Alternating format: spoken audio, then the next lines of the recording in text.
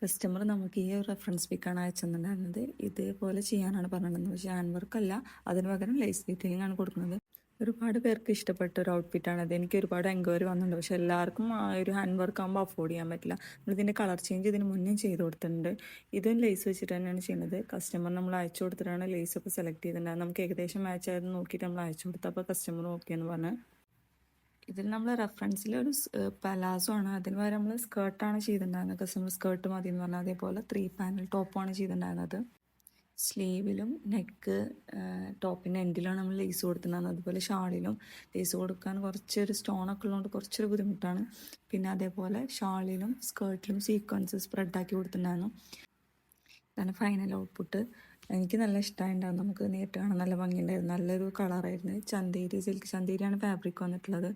Light ഇല്ലാത്തതുകൊണ്ട് അങ്ങനെ വീഡിയോയിൽ അത്ര ഇതില്ലെങ്കിലും നേരിട്ട് കാണാൻ നല്ല ഭംഗിയുണ്ടായിരുന്നു. ഇഷ്ടമായാൽ ലൈക്ക് ചെയ്യാം.